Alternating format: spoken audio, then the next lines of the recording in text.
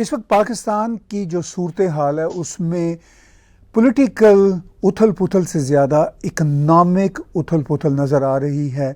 Dollar 210 रुपए पाकिस्तानी को छू चुका है और लगता है कि डॉलर की उड़ान और ऊपर जाएगी। इस सारी सूरत हाल में पाकिस्तान यूँ लगता है कि पॉलिटिकल स्टेबिलिटी से ज़्यादा इकोनॉमिक स्टेबिलिटी के लिए लुकिंग फॉरवर्ड है, मगर इकोनॉमिक स्टेबिलिटी भी पॉलिटिकल स्टेबिलिटी के साथ आएगी। हमारे साथ इस वक्त इस्लामाबाद से बहुत ही सीजन जर्नलिस्ट आरजू काज़मी साहिबा जुड़ी हुई हैं, जिनका अपना यूट्यूब चैनल बहुत पॉपुलर है। आप ज़रूर उसको सब्सक्राइब कीजिए। खुश आमदीद कहता हूँ आरजू काज़मी साहिबा को। बहुत जी, शुक्रिया सर, थैंक यू बहुत सो मच। बहुत बहुत शुक्रिया आरजू साहिबा। इस वक्त पाकिस्तान की जो सूरत हाल है, गर्मी तो खैर है ही, उस खत्ते में ही गर्मी है, मगर जो पाकिस्तान में प्रीसाइजली पॉलिटिकल गर्मी भी है, इस्टेब्लिशमेंट और पॉलिटिकल अशराफिया के बीच भी गर्मी है, मगर सबसे ज़्यादा गर्मी इकॉनमी की है।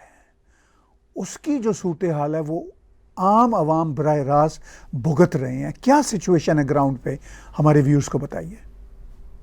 सर, सबसे पहले बहुत शुक्रिया आपने इनवाइट किया। और बिल्कुल यहाँ पर लोग काफ़ी परेशान हैं, क्योंकि जिस तरह से डॉलर रेट ऊपर की तरफ जा रहा है और आज भी 210 जो है वो टच कर लिया था उसने ओपन मार्केट में। और मगर ये कि उसके साथ सारी चीज़ें आप जानते हैं कि डॉलर से कनेक्टेड होती हैं, तो सब चीज़ें महंगी हो गई हैं, लोग बहुत परेशान हैं, बिजली के बिल बहुत ज़्यादा लोगों के आ रहे हैं।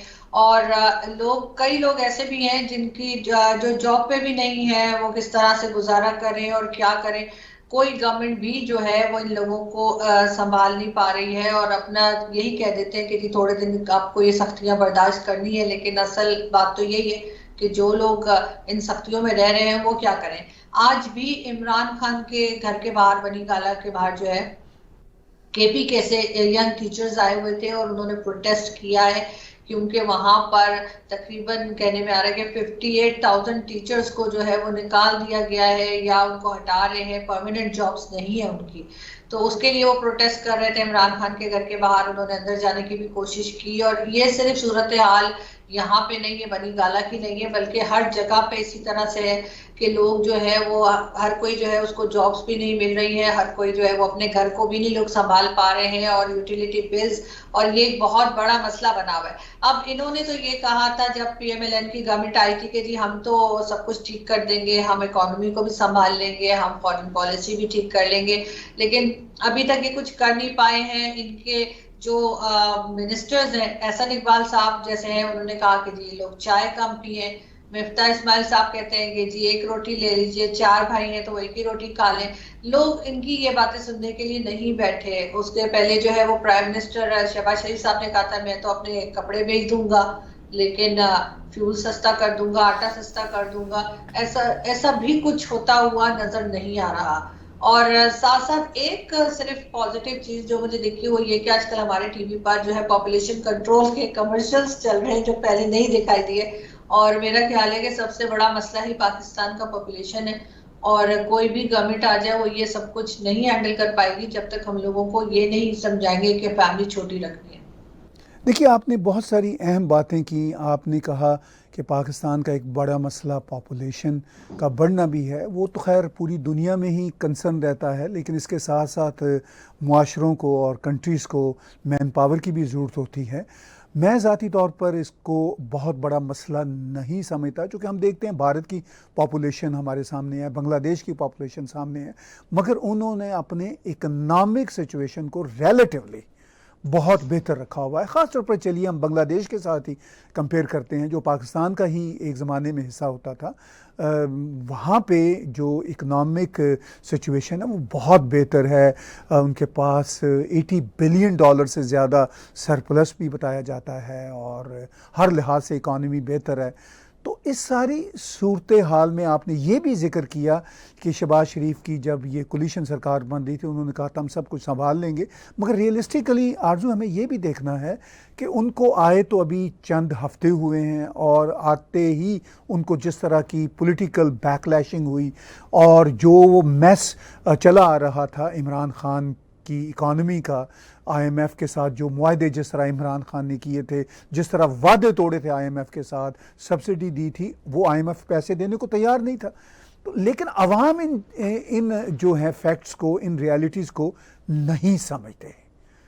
तो क्या आपको लगता है कि अवाम इन फैक्ट्स को समझ जाएंगे कि भाई आफ्टर ऑल ये जो इकॉनमी का बुरा हाल मुसलसल पीछे से चला आ रहा है वो अब उसी के असरात हैं? क्या अवाम इसको समझते नज़र आ रहे हैं? सर मुझे नहीं लगता कि अवाम इस बात को समझ रही है या पब्लिक इस बात को मान रही है, इसलिए कि उसको तो यही नजर आ रहा है ना कि वो अपने बिल नहीं पे कर पा रहे हैं, वो बच्चों को स्कूल नहीं भेज पा रहे हैं और ये सारे प्रॉब्लम्स हैं उनके साथ। मगर साथ साथ इनको अपनी जो फैक्ट्रीज हैं वो दोबारा से स्टार्ट करनी पड़ेंगी पाकिस्तान में, जो काम पहले हुआ करता था, क्योंकि ये तो है ही बिजनेस कम्युनिटी से लोग, शहबाज शरीफ साहब वगैरह, तो इनको अच्छे से पता है कि बिजनेस कैसे चलाना है, चाहे जरदारी साहब हो या शहबाज शरीफ साहब हो। तो इनको दोबारा से जो एक तरीके से ये भी कहा जाता था कि बहुत सारा सामान चाइना से आ जाता है सस्ता, जिसकी वजह से पाकिस्तान की अपनी जो प्रोडक्ट्स थी वो बंद हो गई थी, उसको दोबारा से स्टार्ट करना चाहिए। इनको आते के साथ ही कश्मीर के ऊपर स्टेटमेंट दे दी, उसके बजाय इनको भारत के साथ टर्म्स बेहतर करने चाहिए, ट्रेड शुरू करनी चाहिए और अपने आप को किसी काबिल बनाना चाहिए कि यहाँ पर भी कुछ चीजें बने जो जिसकी दुनिया को जरूरत हो और दुनिया हमसे ले। और मजहब का कार्ड खेलना बंद करें। मजहब का कार्ड जो है वो हर पार्टी खेलती है, सिर्फ इमरान खान की बात नहीं थी। अभी जो रिसेंटली जो गवर्नमेंट अभी है इस वक्त करंट गवर्नमेंट, उसमें भी यही कुछ हम सुनते रहते हैं, कभी वो कुछ नारे लगा रहे होते हैं, कभी मजहब का नारा लगा रहे होते हैं और साथ साथ जैसे कि वो टीएलपी और इस तरह के लोगों को भी सपोर्ट कर रहे हैं। अभी हमारे एक साथी जर्नलिस्ट जो हैं सलीम साफी साहब, उनके ऊपर भी लोगों ने काफी बातें बनाई जब उन्होंने राव अनवर का इंटरव्यू लिया, और इससे पहले एहसान का इंटरव्यू भी यही चैनल ले चुका है। तो ये इस किस्म की चीजें इन्हें रोकनी पड़ेंगी कि एक तरफ तो हम कोशिश कर रहे हैं कि आईएमएफ हमें कुछ लोन दे दे, हम थोड़ा सा संभाला लें, और साथ साथ हमें ये भी प्लानिंग करनी होगी कि हम उसके आगे कैसे बढ़े, आईएमएफ से छुटकारा कैसे होगा। हम जब तक अपने यहाँ से कोई चीज नहीं बनाएंगे और लोगों को, दुनिया को हमारी जरूरत नहीं रहेगी, तो ये जो इनको पैसे खाने की आदत पड़ गई है कि कभी अपना उन्होंने अमेरिका को दे दिया कि जी आप आ जाइए और यहाँ पर अपने बेस बना लीजिए, एयर बेसिस बना लीजिए, या इस किस्म की चीजें कर करके इनको एक आदत सी पड़ गई है इजी पैसा की। और वो पैसे आते हैं और वो पैसे कहाँ चले जाते हैं सभी को मालूम है, एस्टेब्लिशमेंट के पास चले जाते हैं, कुछ पॉलिटिशियंस खा लेते हैं, कोई तकरीबन 200-250 फैमिलीज हैं जिनके पास वो पैसा चला जाता है और वो उस जगह पे नहीं इस्तेमाल होता है जहाँ के लिए आईएमएफ ने दिया होता है या किसी ने भी दिया होता है। अगर ये उस चीज के ऊपर सख्ती के साथ अमल करें कि जो पैसा हमने लिया है, जिस काम के लिए लिया है, उसी काम के लिए इस्तेमाल करें, और साथ साथ थोड़ा सा रोक लगाए अपने ऊपर भी। ठीक है, पहले जो पार्टीज रही हैं, करप्शन उनके टाइम पे भी होती थी और करप्शन सारी दुनिया में होती है, कोई नई बात नहीं है, लेकिन साथ साथ मुल्क को भी थोड़ा सा आगे लेके जाएं। कब तक इसी तरीके से आईएमएफ के आगे खड़े रहेंगे, उससे बचना होगा, क्योंकि आम पब्लिक बहुत ज्यादा परेशान होगी सर, कुछ नहीं मिल रहा उनको। हेल्थ सेक्टर में बिल्कुल जीरो है, एजुकेशन में जीरो है, फॉरेन पॉलिसी हमारी खराब है, तो हर जगह पे जाहिर है पैसे मांगने के लिए जा रहे होते हैं। यहाँ तक के शहबाज शरीफ साहब की एक वीडियो भी बड़ी वायरल हुई थी जिसमें वो कह रहे थे कि जब मैं जाता हूँ तो लोग समझते हैं शायद मैं पैसे मांगने आया हूँ, लेकिन मैं वो मांगने नहीं आया, लेकिन फिर भी आप मुझे दे दो। इस किस्म की उन्होंने एक उनका क्लिप बड़ा वायरल हुआ था। तो ये चीज तो अब सभी समझ गए हैं कि पाकिस्तान में प्राइम मिनिस्टर सीट पे जो भी होगा, अगर वो आएगा तो यकीनन कुछ मांगने के लिए आया है। तो पाकिस्तान को उसमें से अपने आप को निकालना होगा, टाइम तो लगेगा लेकिन कोशिश करने में कोई हर्ज नहीं है।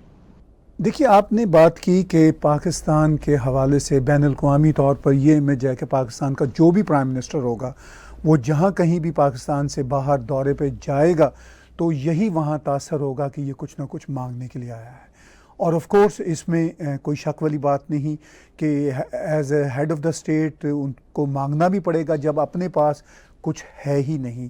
आपने ये भी कहा कि इससे बाहर निकलने की कोशिश तो करनी चाहिए, लेकिन कोशिश तो तभी होगी जब उसमें सिंसियरिटी होगी, जब तमाम इदारे एक पेज पे हों इस काम के लिए। हमारे यहाँ एक पेज पे होने की बात बहुत की जाती है।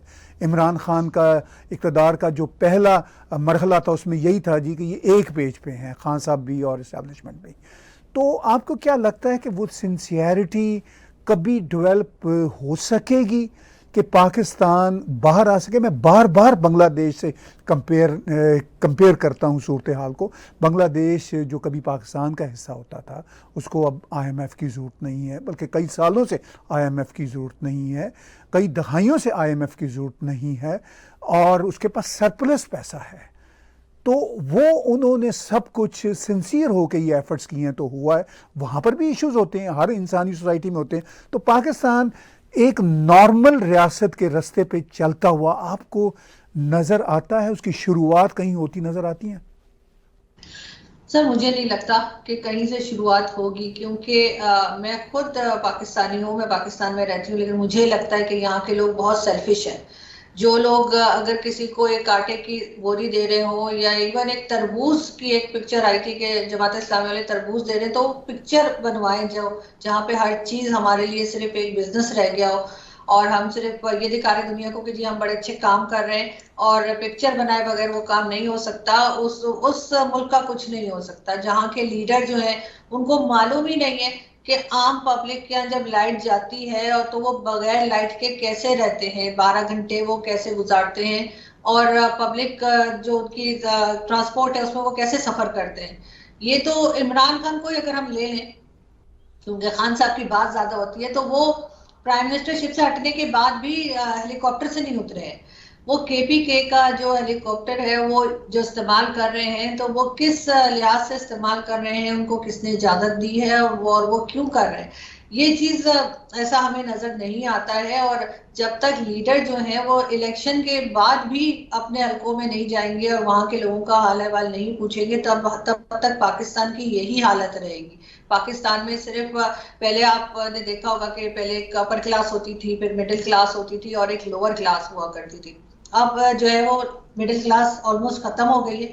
अब या तो अपर क्लास है या फिर लोअर क्लास है। वो जो मिडिल क्लास होती थी कि जिसके पास पैसे हैं भी और नहीं भी, और वो वाली कंडीशन अब खत्म होती चली जा रही है। लोगों के अमीर जो है वो अमीर तर होता जा रहा है, और गरीब जो है वो और मजीद गरीब हो रहा है। ये चीज जो है ये हमारे लीडर्स को जो है उससे कोई फर्क पड़ता नहीं है। ये आते हैं, अपना भाषण देते हैं टीवी पर, कभी किसी पॉलिटिकल रैली में, और फिर जाकर अपने एयर कंडीशन में बैठ के और उसी किस्म के जो कुछ उनके खाने पीने हैं वो सब कुछ चल रहे होते हैं। उनको इससे कोई फर्क नहीं पड़ता कि बाहर सड़क पे क्या हो रहा है, या कोई अगर रोड के ऊपर है परेशान है तो उसकी कैसे मदद की जाए। जहां पर आप ये देखें कि पुलिस वाले जो हैं वो फैमिलीज को गोलियां मार देते हैं, पूरी फैमिली। आपको याद होगा कि पंजाब में इस तरह के वाकयात हुए हैं, उसके बाद किसी को पकड़ा नहीं जाता, किसी को सजा नहीं दी जाती। हम एक अजीब किस्म की ना, मतलब हम बद से बदतर होते जा रहे हैं, हम किसी बेहतरी की तरफ जाते हुए दिखाई नहीं दे रहे। अब लोग कहेंगे बहुत नेगेटिव बात कर रही हूँ, बहुत कड़वी बात कर रही हूँ, लेकिन मैं वही कह रही हूँ जो मुझे नजर आ रहा है। पहले से ज्यादा हालात खराब होते जा रहे हैं हर लिहाज से। अगर हम सिर्फ इंसान के तौर पे भी देखें तब भी हमारी वैल्यूज बहुत गिर गई हैं। हम बहुत मतलब यहाँ पे रोड क्राइम बहुत बढ़ चुके हैं, और लोग जो है वो पहले इस्लामाबाद में नहीं थे, लेकिन अब इस्लामाबाद तक में जो है बैग भी छीन लिए जाते हैं लोगों के, चोरियां डकैतियां सब कुछ हो रही है। उसकी वजह यही है कि हालात ठीक नहीं हो रहे। और जो गवर्नमेंट आती है वो जो भी फंड लेकर आती है कहीं से, किसी दुनिया के किसी कोने से, वो लाकर उनको मालूम होता है कि कहाँ बांटना है, किसको देना है और किसने लेकर चले जाना है। तो आम पब्लिक जो है वो मजीद उसकी हालत खराब से खराबतर होती चली जा रही है। दारे भी बैठते चले जा रहे हैं, चाहे आप PTV को देख लें, चाहे आप रेलवे को देख लें, चाहे आप PIA को देख लें। कौन सफर करना पसंद करेगा PIA में? जो पाकिस्तान से जाते हैं वो भी कहते हैं कि PIA ना हो। तो आपने हर इदारे को तकरीबन बिठा दिया है पाकिस्तान में, कोई सरमायाकार आने को तैयार नहीं। इंडिया में तो बहुत लोग आते हैं कि वहां पे इन्वेस्ट करने के लिए, यहाँ तक कि उनके कश्मीर तक में जो है वो मॉल बन रहा है, लेकिन हमारे यहाँ तो ऐसा कुछ भी नहीं हो रहा। हमारे यहाँ कोई इन्वेस्टर आने को तैयार नहीं। अब इन्होंने एक नया शोशा, जो मुझे पता चला, एक और नई चीज इन्होंने शुरू की है कि जो सिख आते हैं, सिख कम्युनिटी जो आती है, पहले तो खैर उनको काफी करतारपुर के हमारे जाने वाले गए तो करतारपुर कॉरिडोर के लिए, तो वहां पे काफी उनको परेशानी का सामना करना पड़ा कि जी कभी कह रहे हैं पासपोर्ट दिखाओ, कभी कुछ कभी कुछ। उसके बाद ननकाना साहब में इन्होंने ये किया है कि ये अपार्टमेंट्स बना रहे हैं, और उसका प्रोजेक्ट इन्होंने तैयार किया है। और ये कहा जा रहा है कि उन लोगों से कहा कि आप ऐसा करें कि आप अपने सब साथियों से कहिए, और जिसको भी आप जानते हैं पूरी दुनिया में सिख कम्युनिटी से, उनसे कहिए कि वो यहाँ पर आके फ्लैट खरीदें, तो फिर वीजा ऑन अराइवल मिल जाएगा और यहाँ पे रहने के लिए होटल नहीं जाना पड़ेगा। मतलब आप, और कहाँ सिक्योरिटी देंगे? जो लोग पाकिस्तान में रहते हैं वो बहुत अच्छी तरह से जानते हैं कि यहाँ पे सिक्योरिटी कैसी है और कैसी दी जाती है। तो इस किस्म की बातें ये कर रहे हैं, इस किस्म की कोशिशें ये कर रहे हैं। साथ साथ गुरुद्वारे खाली हो गए तो इनका ये भी ख्याल होगा कि वो लोग आ जाएंगे तो चलो कुछ गुरुद्वारे भी हमें भरे हुए नजर आ जाएंगे। इस किस्म की प्रोजेक्ट्स ये लेकर आ रहे हैं, लेकिन मुझे लगता नहीं कि इसके ऊपर कोई खास रिस्पॉन्स आएगा किसी की तरफ से। और ये बात सुन के मुझे बड़ी हैरत भी हुई थी, बड़ी हंसी भी आई थी कि क्या बात उन्होंने इन लोगों को कही है। लेकिन इस किस्म के सर प्रोजेक्ट्स ला रहे हैं जिसका कोई सर पैर नहीं है। जी, आपने बहुत सारी अहम बातें की। आपने कहा कि पाकिस्तान में जो ग्राउंड पे सिचुएशन है उसमें ये भी आपको दिखता है कि बदकिस्मती से लोग भी बेहिस हो गए हैं। क्या फिर वहाँ पे क्राइम्स का बढ़ना या फिर बेहिसी का बढ़ना आपको वहाँ की पॉलिटिकल जो सिचुएशन है, जो इंस्टेबिलिटी है या जो इकोनॉमिक बदहाली है उससे जुड़ा हुआ नज़र आता है, या आप एक जर्नलिस्ट होने के नाते, एक थिंकर होने के नाते ये समझती हैं कि ये सिर्फ पॉलिटिकल हालात से जुड़ा हुआ नहीं या इकोनॉमिक हालात से जुड़ा हुआ नहीं, ये लोगों का एक रवैया बन गया है? तो ये दो बातें आपको किस तरह नज़र आती हैं वहाँ पे? नहीं सर, मेरा नहीं ख्याल कि लोगों का रवैया बन गया है, बल्कि ये बात वही है कि लोग अपने खर्चे पूरे नहीं कर पा रहे। और बहुत से लोग जो हैं, अगर वो जॉब कर भी रहे हैं तो उनको जो पैसा मिलता है उस पैसे से वो क्या कुछ करें, मतलब वो अपने बच्चों की एजुकेशन करें, हेल्थ सेक्टर को देखें, या घर में राशन डालें, यूटिलिटी बिल्स देखें, तो वो सब कुछ नहीं कर पा रहे। इस वजह से भी ये जो क्राइम रेट है वो बढ़ता हुआ हमें नजर आ रहा है। और इस किस्म की चीजें उन जगह पे भी शुरू हो गई हैं जहां पे पहले ऐसा नहीं होता था।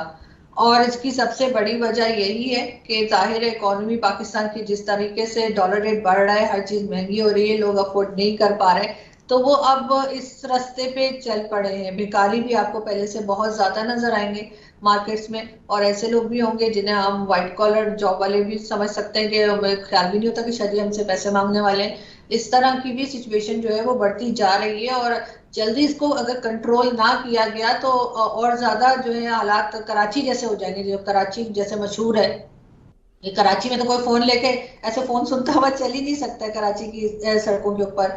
हर कोई जो है वो यही कहता है कि नहीं जी, कहीं पहुंच जाए, किसी बिल्डिंग के अंदर पहुंच जाए तभी कॉल सुनेंगे, वरना वहां पे बहुत ज्यादा ये क्राइम्स हैं। तो इसी तरीके के ऊपर लाहौर और इस्लामाबाद और दूसरे शहर भी जा रहे हैं, और डकैतियां बहुत ज्यादा बढ़ गई हैं। और उसकी एक वजह जो है वो सबसे बड़ी वजह यही है कि क्योंकि हर चीज बेतहाशा महंगी हो चुकी है, लोग अफोर्ड नहीं कर पा रहे, उनके पास कोई और रास्ता नहीं है और इस तरफ को जा रहे हैं। अगर गवर्नमेंट जो है वो फौरी तौर पे कोई इकदाम नहीं करेगी और अपना, जैसे कहना चाहिए IMF हो या कोई भी हो, कहीं से फंड ला के डॉलर रेट को कंट्रोल नहीं किया जाएगा और इसी तरीके से बढ़ता रहा, और इनका कहना ये होगा कि लोग थोड़ा सब्र करें और लोग थोड़ा बर्दाश्त करें, तो लोग फिर इस तरफ को निकल जाएंगे, जो जैसे मैं बता रही हूँ कि क्राइम रेट बहुत बढ़ जाएगा। देखिए, आपने अभी पीछे ज़िक्र किया कि भारत में जो इकोनॉमिक हालात हैं वो काफ़ी स्टेबल हैं। ऑफ कोर्स एक बड़ी पॉपुलेशन का कंट्री है, उनके अपने मसाइल हैं, लेकिन बहरहाल उनके वो मसाइल नहीं जो पाकिस्तान के हैं। इस सारी सूरत हाल में हम ये भी देखते हैं कि पाकिस्तान को डायरेक्टली एंड इनडायरेक्टली बहुत तरीक़ों से पाकिस्तान की पॉलिटिकल अशराफिया सिर्फ नहीं चलाती, बल्कि ज़्यादा जो अमल दखल है वो पाकिस्तान आर्मी का है। वहाँ का स्ट्रक्चर ऐसा है, इसमें क्या अच्छा है या क्या बुरा है इस पे अलग बहस है, मगर वहाँ का स्ट्रक्चर ही ऐसा है। मगर हमने ये देखा रिसेंटली कि पाकिस्तान आर्मी भी अपने मुल्क के इकनॉमिक हालात की वजह से अपनी पॉलिसियों को तब्दील कर रहे हैं। हमने फैटफ के मामले में देखा, IMF के मामले में देखा। फैटफ के मामले में ख़ास तौर पर हाफिज़ सईद को कुर्बानी का बकरा बनाया, जो उनका एसेट हुआ करता था। वो इस वक्त 31 साल की जेल काट रहा है, लेकिन अंदर क्या हालात हैं वो एक अलग बहस है। तो क्या आपको लगता है कि पाकिस्तान आर्मी की जो पॉलिसीज़ हैं वो अब बदलेंगी? सर लगता है ऐसा होगा, क्योंकि इसके सिवा इनके पास कोई चारा नहीं है, और इनके पास आखिरी रास्ता यही रह गया। एक तो पैसे नहीं है, तो इस तरीके के जो पहले फंडिंग होती थी वो बंद होगी।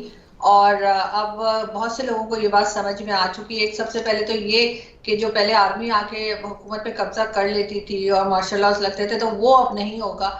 लेकिन साथ साथ अपनी पॉलिसीज को भी चेंज करेंगे ताकि पाकिस्तान की एक बेहतर इमेज जो है वो दुनिया में जाए, क्योंकि काफी ज्यादा नाम खराब हो चुका है। शायद इतने खराब है भी नहीं जितना नाम खराब हो गया है, और लोगों ने हर हर चीज में शक शुबा शुरू कर दिया है। तो इसका नुकसान जो है वो आर्मी को भी हो रहा है, एस्टेब्लिशमेंट को भी हो रहा है, और हर तरफ से जो है जाहिर इनको बातें भी सुनने को मिलती है, साथ साथ फंड्स भी नहीं मिल रहे जिसके के बड़े शौकीन है।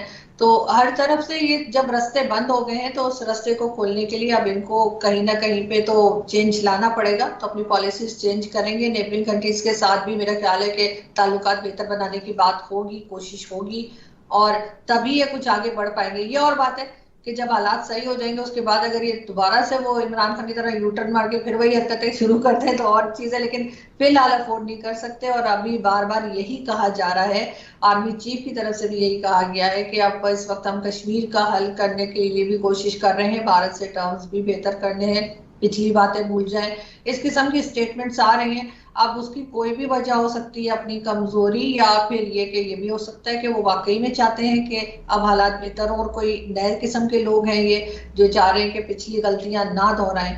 अगर ऐसा है तो फिर ना सिर्फ पाकिस्तान के लिए बल्कि बाकी सारी दुनिया के लिए भी ये एक बहुत अच्छी मिसाल होगी और बहुत अच्छा रहेगा अगर ये वाकई में अपनी पुरानी गलतियां नहीं दोहराते। देखिए, आपने बात की पाकिस्तान का इमेज दुनिया में बेहतर करने का जो मामला है, वो ज़ाहिर है कारकर्दगी को बेहतर करेंगे तो इमेज बेहतर होगा। लेकिन मैं आखिर में आपसे पूछना चाहता हूँ कि पाकिस्तान की रियासत का इमेज खुद पाकिस्तान के अंदर जो इस वक्त ख़राब है, मैं उस बहस में नहीं पड़ता कि पीटीआई ने कितना ख़राब किया या उनकी आंखों में कितना ख़राब है, दो में से एक सूरत हो सकती है, लेकिन जो वहाँ पे माइनॉरिटीज़ के साथ बुरा सलूक होता है, हिंदू बच्चियों के साथ जो अरसा दराज से बुरा सलूक हो रहा है, उसको बेहतर करने के लिए कोई हुकूमती पॉलिसी नज़र नहीं आती। और उसमें सिर्फ पाकिस्तान की इस्टेब्लिशमेंट ज़िम्मेदार नहीं है, पाकिस्तान की पॉलिटिकल पार्टीज़ ज़्यादा ज़िम्मेदार हैं उस माहौल को ख़राब करने में। इसके साथ साथ जो बलोच हैं या पश्तून हैं, अभी हमने वहाँ पे KPK में 4 दावड़ बच्चों की हलाकत की ख़बर सुनी, और इस तरह के मामलात जो हैं बहुत ही पेचीदा हैं। अली वज़ीर जो MNA हैं वो अभी तक जेल में हैं, सिर्फ उनको तब पार्लियामेंट में लाया गया जब वोट ऑफ कॉन्फिडेंस के लिए उनका वोट चाहिए था। तो वो जो image with in the country है पाकिस्तान की रियासत का, बहुत सारी कौमियतों के अंदर, बलोच बहन भाइयों के अंदर, पश्तून बहन भाइयों के अंदर, सिंधी बहन भाइयों के अंदर, मुहाजिरों के अंदर, तो ये जो इमेज है इसको बेहतर करने की कोई आपको पॉलिसी बदलती नज़र आ रही है? नहीं सर, पॉलिसी इसमें तो मुझे फिलहाल कोई नजर नहीं आ रही है, क्योंकि अली वजीर साहब को भी अभी तक अरेस्ट किया हुआ है। यहाँ पे बलूचिस्तान से बहुत लोग आकर बैठे रहते हैं, अभी भी इस्लामाबाद में मौजूद है, इस्लामाबाद प्रेस क्लब के बाहर, तो उन्हें भी नहीं पूछा जा रहा। तो ये रातों रात तो कुछ नहीं होगा। सबसे पहले तो ये यही कोशिश करेंगे कि इनकी जो इकोनॉमी है ये उसको ठीक कर लें। बाकी जो माइनॉरिटी की जैसे आपने बात की, हिंदू बच्चियों की और वो सब, तो उसके ऊपर अभी फिलहाल तो कोई काम होता हुआ मुझे तो नजर नहीं आ रहा। अभी एक कराची से एक बच्ची जो थी दुआ जहरा, वो उसकी खबरें बहुत चल रही थी, बार बार न्यूज आ रही थी कि जी कभी वो इधर से मिल गई, कभी उधर चली गई, कभी अदालत ने बुला लिया। तो मैं यही बात कर रही थी किसी से कि अगर इतनी एक्टिविटीज या इतना इतना ज्यादा इन्होंने जोश दिखाया होता अपने आप को, जबकि हिंदू बच्चियां जब उठाई जाती हैं तो शायद उनका मसला भी कुछ हल हो जाता, मगर उसमें मुझे कुछ दिखाई नहीं दे रहा। अभी लास्ट वीक में भी एक बच्ची को, हिंदुओं की बच्ची जो थी सिंध में, वो उसको ले गए हैं और कुछ पता नहीं लग रहा। और उसके लिए कई लोगों ने जो है ट्वीट्स भी की थी, मैंने भी की थी, दूसरे जर्नलिस्ट जो थे उन्होंने भी की थी, लेकिन इससे कोई फर्क पड़ता नहीं है। हम उनकी जो बच्चियां हैं उनके लिए ट्वीट्स कर दें या कुछ बोल दें, लेकिन ना कोई सुनने वाला है यहाँ, ना कोई पढ़ने वाला है, ना ही किसी को कोई फर्क पड़ता है। हमें हाँ, अगर किसी दूसरी कंट्री में मुसलमानों के साथ कुछ हो रहा हो तो हम जरूर खड़े हो जाते हैं शोर मचाने के लिए, लेकिन अगर हमारे मुल्क में कोई दूसरा किसी और मजहब के जो लोग हैं उनके साथ गलत हो रहा हो तो हमें कुछ दिखाई नहीं देता। ये पाकिस्तान की डबल पॉलिसी हमेशा से रही है और मेरा ख्याल है ये हमेशा ही रहेगी। हमें अब इसकी आदत पड़ चुकी है, हम इसको मानने के लिए या सही करने के लिए तैयार नहीं। जैसे कि नुपुर शर्मा का भी जो केस चल रहा था उसके लिए भी जो है यही है, बल्कि हमारे यहाँ के अपने मुझे बड़ी हैरत हुई, लेकिन एक मौलाना साहब ने बात की और कहा कि पहले जो मुस्लिम थे उन्होंने गलत बात की थी, उसके जवाब में उन्होंने जो है जवाब दिया है, तो इस लिहाज से तो उनको सजा, मौलाना साहब को सजा होनी चाहिए थी जिन्होंने बोला था। तो लेकिन यहाँ पर कोई कुछ सुनने को तैयार नहीं है, और हम हर जगह के मुसलमानों के तो जरूर ठेकेदार बन जाते हैं, मगर ये है कि जो हमारे यहाँ जो माइनॉरिटीज रहती है वो आज भी बहुत परेशान है, वो आज भी आवाज उठा के बात नहीं कर सकते, और आज भी बहुत तकलीफ में है, लेकिन उसके ऊपर कोई काम नहीं हो रहा। काम की अक्सर कोई जिक्र तक नहीं होता, ना ही कोई टीवी शो नजर आता है, ना ही कोई जर्नलिस्ट बात करता दिखाई देता है। सिर्फ 2-4 पेजेस बने हुए हैं उन लोगों के लिए ट्विटर पे और दूसरे सोशल प्लेटफॉर्म पे, जहाँ पे लोग लिख देते हैं तो थोड़ा बहुत लोगों को पता लग जाता है, अदरवाइज कोई मैटर ही नहीं करते, मतलब वो हमें कि उनके साथ क्या हो रहा है। हम उनको इंसान ही नहीं समझते, हमारी बला से कुछ भी होता रहे उनको। तो यही हाल जो है जब किसी और जगह किसी मुसलमान का सुनते हैं, चाहे वो फलस्तीन हो या कश्मीर या कहीं, तो बड़ा जोश आ रहा होता है इन लोगों को। तो ये देख के मुझे बहुत अफसोस होता है, और मुझे तो कम से कम कोई उम्मीद नहीं है कि यहाँ पे कभी ये चीज ठीक हो पाएगी। बहुत शुक्रिया आरजू काज़मी साहिबा, हम आपके शुक्रगुजार हैं कि इस वक्त जो पाकिस्तान के करंट इकनॉमिक, पॉलिटिकल और सोशल मामलात हैं उस पर आपने भरपूर अंदाज से कमेंट्री की। व्यूज़ बातचीत सुन रहे थे आप आरजू काज़मी साहिबा की, और आप हमारा टैग टीवी का यूट्यूब चैनल सब्सक्राइब कीजिए। इसके साथ साथ आप टैग टीवी के ऐप्स को भी डाउनलोड कीजिए, एंड्रॉयड, एप्पल, रॉको, अमेज़ॉन पे आपको 24/7 न्यूज़ और व्यूज़ देखने और सुनने को मिलेंगी। और आरजू काज़मी साहिबा का यूट्यूब चैनल भी सब्सक्राइब कीजिए। आज का बिला तकल्लुफ़ तजिया आरजू काज़मी और मेरे साथ देखने सुनने का बहुत शुक्रिया।